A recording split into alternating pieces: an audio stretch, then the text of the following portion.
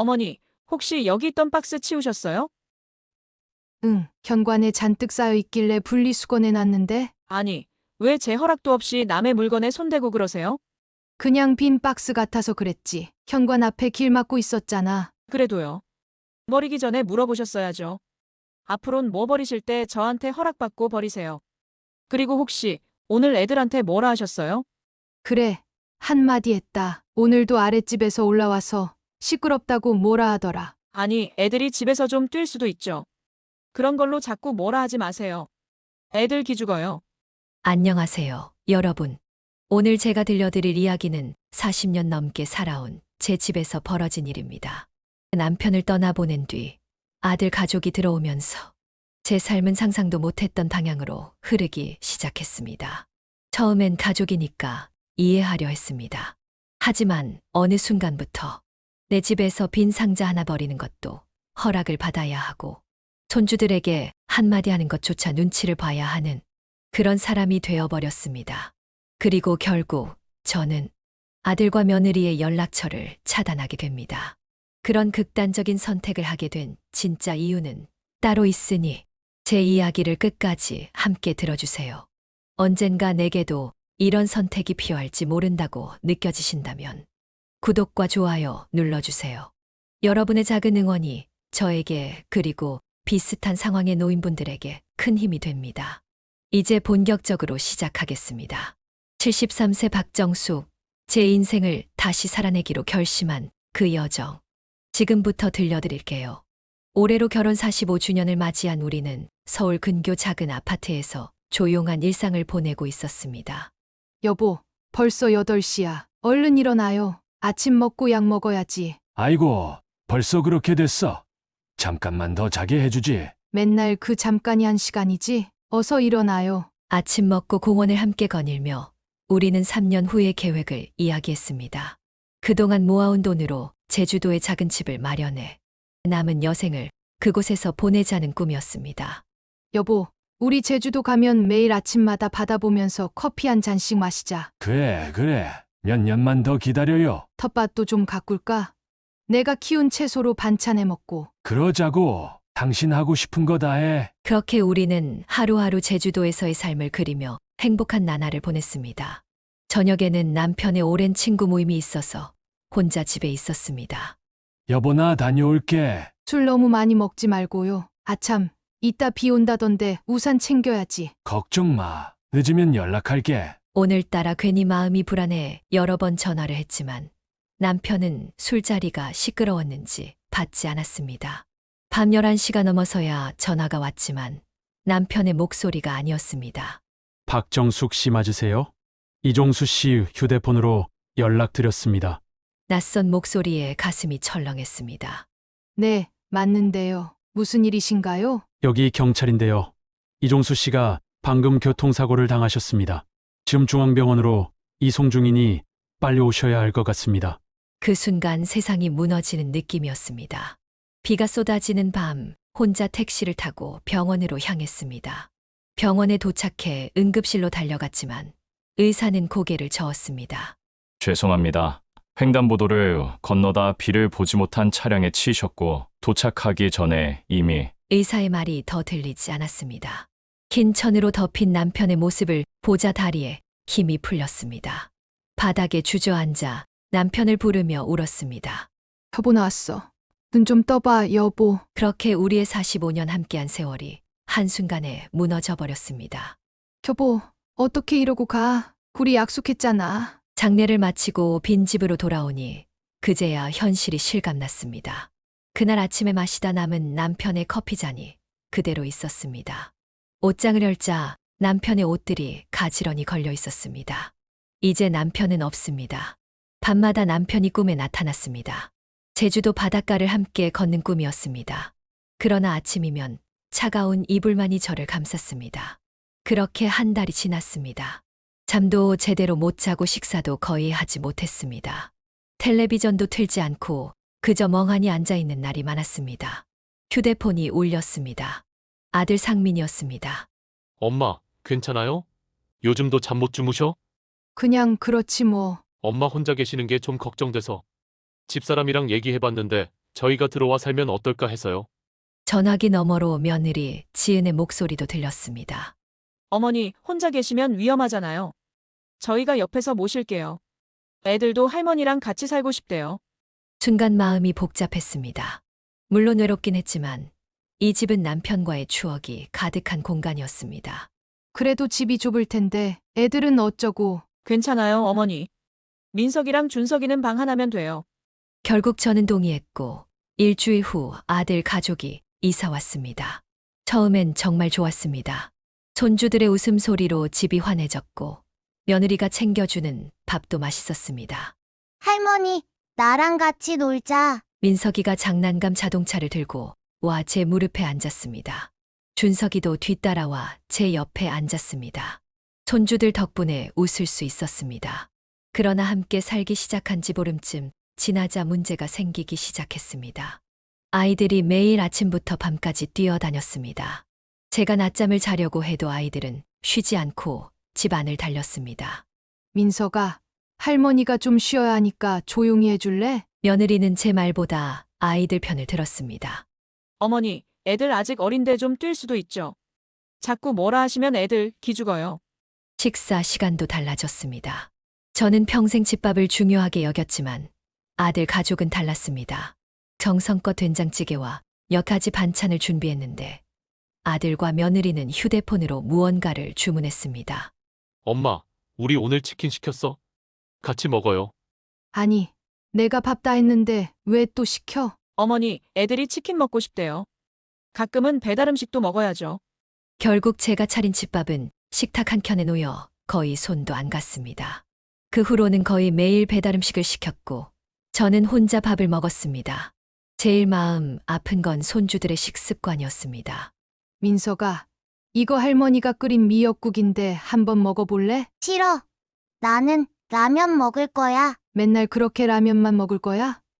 너 그럼 키 안 커. 그러자 며느리가 끼어들었습니다. 어머니, 요즘 애들은 다 그래요. 좀 놔두세요. 애들한테 스트레스 주면 안 돼요. 청소도 문제였습니다. 거실 곳곳에 아이들 장난감이 널브러져 있었고 배달 음식 포장지와 상자들이 쌓여갔습니다. 지은아, 이 박스들 좀 정리하면 안 될까? 어머니, 나중에 한꺼번에 할게요. 놔두세요. 결국 택배 상자와 쓰레기는 제가 치웠습니다. 그러면서도 괜히 며느리의 물건을 잘못 버릴까 조심스러웠습니다. 혹시 여기 있던 박스, 어머니가 버리셨어요? 왜 말도 없이 남의 물건 함부로 버리세요? 한 번은 며느리가 일주일 넘게 방치해둔 빈 택배 상자를 버렸다가 혼이 났습니다. 밤에는 더 힘들었습니다. 아이들이 자고 나면 아들과 며느리는 거실에서 TV 볼륨을 크게 틀어놓고 깔깔대며 웃었습니다. 장민아, 소리 좀 줄이면 안 될까? 엄마가 잠을 못 자겠어. 아, 네? 미안해요. 그렇게 말은 하지만 10분도 안 돼서 다시 시끄러워졌습니다. 일상의 리듬이 완전히 깨졌습니다. 가끔은 내질인데도 손님처럼 느껴질 때가 있었습니다. 그래도 아들 가족이 함께 있어 외롭지 않다는 것에 감사하려 했습니다. 어느 날 아침 욕실 청소를 하다가 미끄러져 허리를 삐끗했습니다. 며칠간 꼼짝 못하고 누워있게 되었습니다. 엄마, 괜찮아? 병원 안 가봐도 되겠어요? 아니, 좀 쉬면 괜찮을 거야. 며칠 후 겨우 일어나 부엌에 가보니 설거지가 산더미처럼 쌓여 있었고 바닥은 끈적거렸습니다. 아프다는 핑계로 내 역할을 안 했더니 집이 엉망이 된 것이었습니다. 몸이 아팠지만 다시 바닥을 닦고 설거지를 하고 빨래를 걸었습니다. 그런데 아무도 고맙다는 말을 하지 않았습니다. 마치 당연한 듯이 모두 제가 해야 할 일이라고 생각하는 것 같았습니다. 아들 가족과 함께 살기 시작한 지 2달이 지났습니다. 엄마, 웬일로 오늘은 늦잠 주무셨네요? 응. 어젯밤에 잠을 잘 못 잤어. 왜요? 어디 몸이 안 좋으세요? 아니, 그냥. 사실은 그들이 새벽 1시까지 시끄럽게 TV를 보고 게임을 했기 때문이지만 그런 말은 차마 할 수 없었습니다. 내가 이해심 없는 노인네처럼 보이는 게 싫었습니다. 식사 시간은 더욱 불편해졌습니다. 제가 아침에 밥과 국, 반찬 몇 가지를 준비해도 아들은 커피 한 잔으로 때우고 며느리와 아이들은 시리얼이나 토스트만 먹었습니다. 상민아, 아침은 든든하게 먹고 가야지. 엄마, 요즘은 다들 이렇게 먹어요. 누가 아침부터 그렇게 먹는다고. 손주들도 인스턴트와 배달음식에 길들여져 제가 한 음식은 싫어했습니다. 할머니가 해준 밥은 맛없어. 민석이의 말에 가슴이 찢어지는 듯했지만 웃음으로 넘겼습니다. 그래, 할머니가 다음엔 맛있게 해줄게. 어머니, 애들한테 억지로 먹이지 마세요. 요즘 애들은 입맛이 다르니까요. 불편한 게 이뿐만이 아니었습니다. 아들 상민은 베란다나 화장실에서 자주 담배를 피웠습니다. 상민아, 담배는 밖에 나가서 피우고 와야지. 집 안에 냄새 다 배요. 엄마, 이거 전자담배라 냄새 많이 안 나요? 추운데 밖에 나가기 귀찮아서 그래요. 하지만 전자담배 냄새도 저에겐 괴로웠습니다. 기침이 나고 머리가 아팠지만 아들에게 더 이상 뭐라 할 수 없었습니다. 손주들도 점점 저를 무시하기 시작했습니다. 제가 뭐라고 해도 듣지 않고 심지어 버릇없이 대답하기도 했습니다. 민석아, TV 좀 그만 보고 책 읽자. 짜증나. 할머니가 뭔데 참견이야. 너 그게 무슨 말버릇이야? 어른한테 그렇게 말하면 못 써. 며느리가 들어오자 아이는 금세 엄마에게 달려갔습니다. 엄마, 할머니가 자꾸 TV 보지 말래. 어머니, 애들 TV 좀 보는 것까지 뭐라 하시면 어떡해요? 요즘 아이들은 디지털 세대라 그런 거 보면서 배우는 것도 많아요. 이런 상황이 계속되자 저는 점점 입을 다물게 되었습니다. 뭐라 해도 소용없다는 걸 알게 됐으니까요. 평생 내 집에서 당당하게 살았는데 이제는 구석에 숨어 조용히 지내는 사람이 되었습니다. 어느 주말 손주들이 거실에서 뛰어다니며 큰 소리로 게임을 하고 있었습니다. 아들과 며느리는 외출했고 아이들을 봐주고 있었습니다. 애들아, 조금만 조용히 해줄래? 할머니가 좀 쉬고 싶어. 싫어. 우리 놀 거야. 두 아이는 계속 뛰어다니다가 그만 탁자 위에 있던 남편 사진을 떨어뜨렸습니다. 액자가 깨지고 사진이 구겨졌습니다. 아이고, 이게 뭐니? 조심 좀 하라고 했잖아. 순간 화가 나서 목소리를 높였습니다. 놀란 아이들이 울기 시작했습니다. 마침 그때 아들 부부가 돌아왔습니다. 무슨 일이에요? 왜 애들이 울어? 며느리는 얼른 아이들을 안아주며 저를 쳐다봤습니다. 어머니, 무슨 일이에요? 왜 애들한테 소리를 지르세요? 아니, 애들이 뛰어다니다가 남편 사진을. 말을 다 끝내기도 전에 아들이 끼어들었습니다. 엄마, 그게 뭐예요? 애들인데? 놀다가 그럴 수도 있지. 그래도 그건 아빠 사진인데. 그깟 액자 새로 사면 되지. 애들한테 왜 소리를 질러요? 아들과 며느리는 제 말은 들으려 하지 않고 아이들만 달래고 있었습니다. 그 모습을 보니 갑자기 모든 게 허무해졌습니다. 방으로 들어가 구겨진 남편 사진을 가만히 매만졌습니다. 여보, 보고 있어? 내가 이렇게 살고 있네. 그날 이후로 저는 더욱 말수가 줄었습니다. 어느 날 밤 그렇게 혼자 생각에 잠겨 있을 때 제 방 문을 노크하는 소리가 들렸습니다. 아들 상민이었습니다. 엄마, 들어가도 돼요? 그래, 들어와. 상민은 조심스레 자리에 앉았습니다. 평소와 다른 진지한 표정이었습니다. 엄마, 요즘 많이 불편하시죠? 저희 때문에. 아니야, 괜찮아. 알아요. 티 안 내려고 하시는 거. 사실 제가 말씀드릴 게 있어서요. 어쩐지 마음이 불안했습니다. 회사가 요즘 좀 어려워요. 무슨 일인데? 회사에 문제라도 생겼니? 아, 그게 구조조정 얘기가 나와서요. 상민의 말에 가슴이 철렁했습니다. 그럼 어떻게 되는 거야? 너 회사 잘리는 거야? 아직은 아니에요. 그런데 앞으로 어떻게 될지 모르겠어요. 상민은 잠시 침묵했다가 조심스럽게 말을 이어갔습니다. 그래서 엄마랑 상의해보고 싶어서요. 사실 요즘 집값이 너무 비싸잖아요. 갑자기 집 이야기를 꺼내는 아들이 의아했습니다. 갑자기 집 얘기는 왜 하는 거야?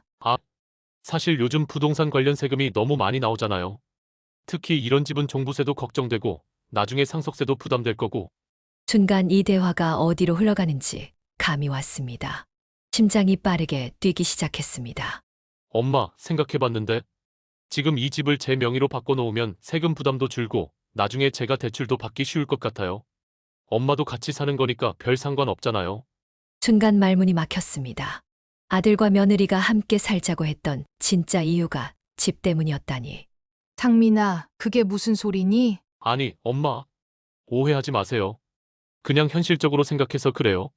나중에 엄마가 돌아가시면 어차피 제가 상속받을 건데 미리 정리해두면 세금도 아끼고 좋잖아요. 나중에 나 죽으면? 목소리가 떨렸습니다. 아직 살아있는 사람 앞에서 죽음을 당연하게 이야기하는 아들이 낯설게 느껴졌습니다. 아니, 그게 아니라 미래를 대비해서 그런 거죠. 어차피 엄마도 계속 여기 사실 거고. 그때 문이 열리며 며느리 지은이 들어왔습니다. 어머니, 저희가 요즘 경제적으로 좀 어렵거든요. 애 아빠도 회사에서 언제 잘릴지 불안하고. 그래서 집을 담보로 대출을 좀 받아야 할 것 같아요. 어머니 명의로는 대출이 잘 안 나오니까. 잠깐만. 대출은 또 무슨 소리야? 상민이는 세금 얘기만 했는데. 둘은 서로 눈치를 보더니 상민이 다시 말했습니다. 그것도 있고, 사실 제가 사업을 좀 준비 중이거든요. 회사 그만두면 새로 시작할 거예요.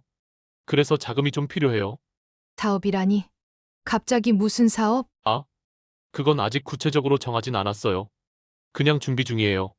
아들의 말에 의심이 들었습니다. 구체적인 계획도 없이 사업 자금을 마련한다는 게 이해가 되지 않았습니다. 상민아, 엄마가 이 집에서 45년 넘게 살았어. 너희 아빠랑 함께 일해서 마련한 집이야. 갑자기 명의를 바꾸자는 건. 며느리가 끼어들었습니다. 어머니, 저희가 모실 거잖아요. 어차피 같이 사는데 명의가 뭐가 중요해요? 어머니도 편하게 사시고 저희도 경제적으로 좀 나아질 수 있고 서로 윈윈 하는 거 아닌가요? 뭔가 이상했습니다. 제 경험상 이렇게 서두르는 일은 보통 문제가 있기 마련이었습니다. 쉽게 결정할 일이 아닌 것 같다. 좀 더 생각해 볼게. 엄마, 빨리 결정해 주셨으면 해요.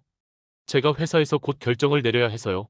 그들이 나간 후 저는 한동안 멍하니 앉아 있었습니다. 정말 세금 때문에, 대출 때문에 그런 걸까? 새벽까지 잠을 이루지 못하고 생각했습니다. 다음 날 오후 청소를 하다가 우연히 베란다에서 이상한 소리가 들렸습니다. 며느리가 일찍 퇴근한 모양이었습니다. 인사를 하려고 다가가던 중 며느리가 전화 통화하는 소리가 들렸습니다.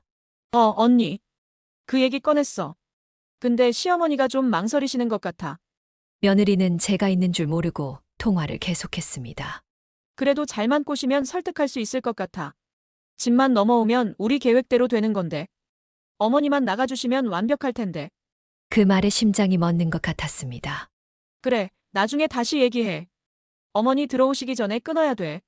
전화를 끊은 며느리는 저를 보지 못하고 방으로 들어갔습니다. 저는 그 자리에 얼어붙은 채로 서 있었습니다. 방금 들은 말을 믿을 수 없었습니다. 그들은 제가 이 집에서 나가기를 바라고 있었습니다. 집 명의를 바꾸고 저를 내보내려는 계획이었던 겁니다. 제 다리가 후들거렸습니다. 벽을 짚으며 겨우 제 방으로 들어갔습니다. 그날 저녁 식탁에 앉은 아들 가족을 바라보는 제 시선이 달라졌습니다. 이제 그들은 가족이 아니라 제 집을 노리는 사람들처럼 느껴졌습니다. 며칠이 지나고 아들이 다시 집 이야기를 꺼냈습니다. 엄마, 생각해 보셨어요? 집명의 변경 건. 아직 결정을 못했어. 엄마, 빨리 결정해 주세요. 제가 회사에서도 결정을 내려야 하고. 상민아, 솔직히 말해봐. 진짜 내 걱정돼서 그러는 거야? 아니면 다른 이유가 있는 거야? 아들의 표정이 굳었습니다. 무슨 말씀이세요? 당연히 엄마 걱정 때문이죠. 그래. 그럼 집 명의만 바꾸고 대출 안 받는 건 어때? 세금 걱정만 덜면 되는 거잖아. 아들은 당황한 기색이 역력했습니다. 그건 사실 대출도 필요해서요. 제가 사업 준비 중이라고 말씀드렸잖아요. 구체적인 계획도 없이 집을 담보로 대출받자는 거야? 아들은 더 이상 대답하지 못했습니다. 이제 확실해졌습니다. 그들이 원하는 건 단순히 세금을 아끼는 게 아니라 제 집을 이용해 돈을 빌리는 것이었습니다. 다음 날 아침 아들과 며느리가 출근하기 전에 제가 먼저 말을 꺼냈습니다.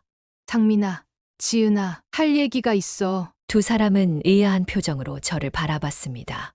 그동안 생각해봤는데 집 명의 안 바꿀 거야. 엄마, 왜요? 설명드렸잖아요. 세금도 아끼고.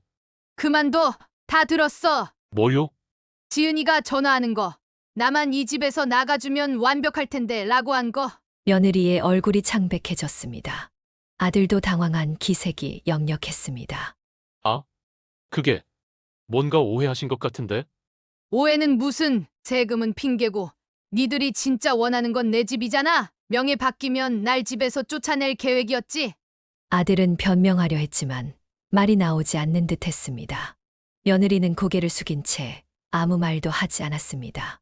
45년 동안 너희 아빠랑 평생 일해서 번 돈으로 산 집이야. 너희한테 줄 생각 없어. 그리고 이제 나도 결심했다. 여기서 나가기로. 아들의 눈이 커졌습니다. 엄마, 무슨 말씀이세요? 저희가 모실게요. 나 이제 혼자 살 거야. 그게 나한테도 너희한테도 좋을 것 같아. 그렇게 말하고 나니 오히려 마음이 가벼워졌습니다. 오랜 세월 무거운 짐을 내려놓은 것 같았습니다. 집을 나가면서 불안함도 있었지만 또 한편으로는 새로운 삶에 대한 기대도 있었습니다. 며칠 동안 계획을 세웠습니다.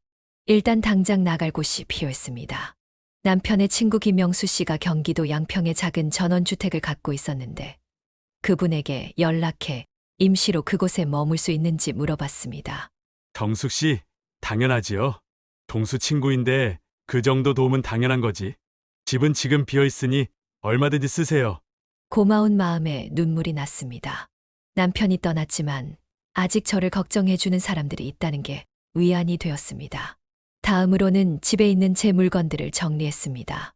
옷가지와 남편의 사진, 그리고 몇 가지 추억이 담긴 물건들만 챙겼습니다. 아들 부부는 제 결정을 믿지 않는 듯 했습니다. 며느리는 무슨 말을 해야 할지 몰라 어색하게 집 안을 돌아다녔고, 아들은 계속해서 저를 설득하려 했습니다. 엄마, 진짜 가실 거예요? 우리가 잘못했어요. 다시 예전처럼 지내면 안 될까요? 상민아, 이미 결정했어. 우리 모두에게 이게 좋을 거야. 하지만 엄마 혼자 어떻게 살아요? 위험하기도 하고. 걱정 마. 지금까지 잘만 살아왔어. 앞으로도 잘 살 수 있어. 제 단호한 태도에 아들도 더 이상 뭐라 하지 못했습니다. 이사 날짜를 잡고 이삿짐 센터에 연락했습니다. 이삿짐을 실은 트럭이 막 출발하려는 순간 아들이 달려와 제 손을 잡았습니다. 엄마, 제발. 집은 그냥 두고 가세요. 저희가 잘못했어요. 그제야 확실히 알았습니다. 아들이 정말 걱정하는 건 저가 아니라 집이었습니다. 제가 나가더라도 집을 두고 가기를 바랐던 것입니다. 상민아, 이 집은 내 거야. 네가 원하는 대로 안 될 거야. 아들의 얼굴이 굳어졌습니다. 엄마, 그럼 생활비는 어떻게 하실 거예요? 연금만으로는 부족할 텐데. 그건 내가 알아서 할게. 네 도움 필요 없어. 그렇게 말하고 트럭에 올라탔습니다. 뒤돌아보니 아들은 발을 동동 구르며 서 있었고 며느리는 집 앞에서 멀찍이 지켜보고 있었습니다. 손주들만 울면서 손을 흔들었습니다. 양평의 전원주택은 조용하고 평화로웠습니다. 시내에서 조금 떨어져 있었지만 그만큼 공기도 좋고 조용했습니다. 아침에 일어나 산책을 하고 작은 텃밭에 채소를 심었습니다. 동네 주민들과도 자연스럽게 인사를 나누게 되었습니다. 특히 옆집에 사는 이순자 씨와는 금방 친해졌습니다. 비슷한 또래의 홀로 사는 여성이었는데 함께 반찬도 나누고 이야기도 나누며 서로 의지가 되었습니다. 정숙 씨 혼자 살아도 이렇게 편할 수 있다니까. 나도 처음엔 무서웠는데 지금은 오히려 더 좋아요. 순자 씨의 말이 위로가 되었습니다. 그렇게 한 달이 지났을 때 갑자기 아들에게서 전화가 왔습니다. 엄마, 잘 지내세요? 응, 잘 지내. 너희는? 저희도 그냥 그래요. 사실, 제가 회사를 그만뒀어요. 뭐, 그만뒀다고? 왜? 구조조정 당했어요. 이제 일자리 구하려고 하는데 쉽지 않네요. 아들의 말에 걱정이 되었지만 한편으로는 의심도 들었습니다. 그래서 엄마, 죄송한데 생활비 좀 보태주실 수 있을까요? 애들 학원비도 내야 하고. 역시 돈 이야기였습니다. 가슴이 아팠지만 이제는 단호하게 말했습니다. 상민아, 미안하지만 도와줄 수 없어. 나도 내 생활하기 바빠. 엄마, 어떻게 그러세요? 자식이 어려운데. 집 뺏고 내 보내려고 할 땐 언제고. 이제 와서 당연하다는 듯 도와달라는 게 이해가 안 되네. 그건, 그때는 제가 정신이 없어서 그랬어요. 지금은 정말 어려워서 그래요. 네 인생은 네가 책임져야지. 나한테 의존하려고 하지 마. 아들은 화를 내며 전화를 끊었습니다. 그 후로도 몇 번 더 전화가 왔지만 항상 돈 이야기였습니다. 저는 계속 거절했고 결국 아들은 더 이상 연락하지 않았습니다. 이제는 단호해야 할 때라고 생각했습니다. 그렇게 시간이 흐르면서 저는 점점 더 독립적인 삶에 적응해 갔습니다. 어느 날 양평집 근처 카페에서 차를 마시고 있는데 옆자리에 앉은 노부부가 제주도 이야기를 하고 있었습니다. 여보, 우리도 이제 제주도로 이사 갈까? 공기도 좋고 바다도 보이고. 그 말을 듣자 남편과 함께 꿈꿨던 제주도가 생각났습니다. 그날 밤 오랜만에 제주도에 관한 정보를 검색해 보았습니다. 집 가격, 생활 환경, 교통, 모든 것이 제 상황에 맞는 것 같았습니다. 종수 씨, 우리가 함께 가려고 했던 제주도, 나 혼자라도 가볼까 해요. 갑자기 용기가 생겼습니다. 다음 날 부동산에 전화해 제 서울집을 매물로 내놓았습니다. 그리고 제주도 부동산에도 연락해 집을 알아보기 시작했습니다. 장민아, 엄마가 할 말이 있어서 무슨 일이세요? 서울 집 팔려고 내놨어. 갑자기 집을 팔아요? 어떻게 그럴 수 있어요? 내 집이니까 내 마음대로 할 수 있지. 엄마, 어떻게 자식한테 상의도 없이?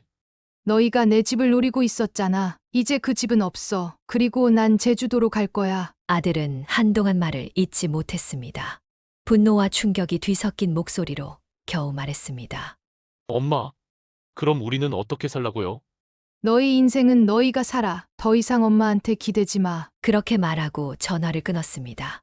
아들이 진정으로 변할 때까지는 거리를 두는 것이 좋겠다고 판단했습니다. 일주일 후 서울집에 매수자가 나타났습니다. 생각보다 빨리 거래가 성사되었고 좋은 가격에 팔 수 있었습니다. 그리고 제주도 서쪽 해안가에 있는 작은 집을 계약했습니다.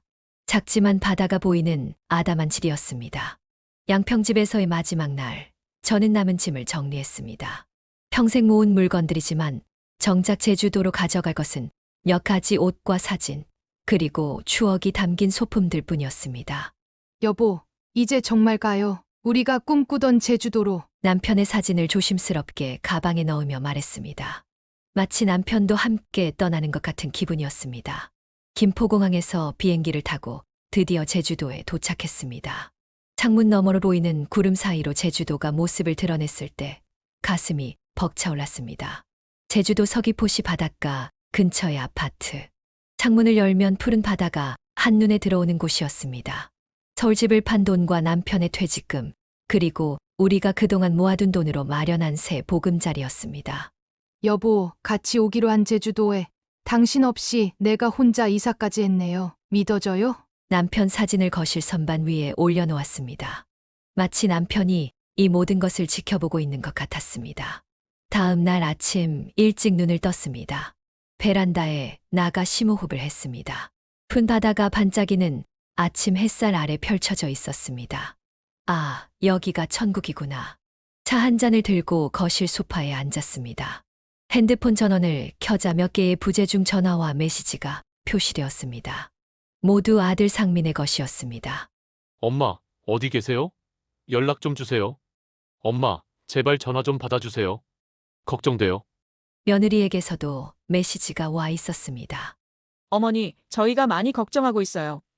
연락 한 번만 주세요. 잠시 망설이다가 연락처 목록으로 들어갔습니다. 아들의 이름을 찾아 길게 눌렀습니다. 차단 버튼이 나타났습니다. 손가락이 떨렸지만 그 버튼을 눌렀습니다. 며느리의 번호도 찾아 같은 방법으로 차단했습니다. 이제 정말 새 출발이었습니다. 마치 무거운 짐을 내려놓은 것 같은 해방감이 느껴졌습니다. 여보, 나 이제 정말 나를 위해 살게요. 창밖으로 푸른 바다를 바라보며 중얼거렸습니다. 그동안 남편을 위해, 아들을 위해 살아왔던 저였지만 이제는 저만의 인생을 살아보고 싶어졌습니다. 오후에는 근처 마트에 가서 생필품과 식자재를 샀습니다. 집으로 돌아오는 길, 바닷가 산책로를 걸었습니다. 파도 소리를 들으며 걷는 기분이 참 좋았습니다. 저녁 식사는 간단하게 준비했습니다. 혼자 먹는 밥이지만 정성을 다해 차렸습니다. 종수 씨, 오늘 저녁은 된장찌개예요. 당신이 좋아하는 거. 남편 사진에 대고 말하며 웃었습니다. 이제는 그 사진을 보며 울지 않고 웃을 수 있게 되었습니다. 그날 밤 조용한 집에서 창밖의 별을 바라보았습니다. 서울에서는 보기 힘들었던 밝은 별들이 창문 너머로 빛나고 있었습니다. 이제 남은 인생은 오롯이 나를 위한 시간입니다. 제 이야기는 여기서 마무리됩니다. 제가 내린 결정이 옳았을까요? 가족을 떠나 새로운 삶을 선택한 저의 용기, 어떻게 생각하시나요? 아들과 며느리를 차단한 건 너무했을까요? 지금이라도 차단을 풀고 받아들여야 할까요? 아니면 제 선택이 옳았을까요? 여러분은 어떤 선택을 하셨을지 댓글로 알려주세요. 여러분의 생각이 궁금합니다. 다음 영상에서도 여러분의 마음을 울리는 따뜻한 이야기로 찾아뵙겠습니다. 구독과 좋아요 눌러주시면 앞으로도 이런 다양한 사연을 만나보실 수 있습니다. 제 이야기 끝까지 들어주셔서 감사합니다.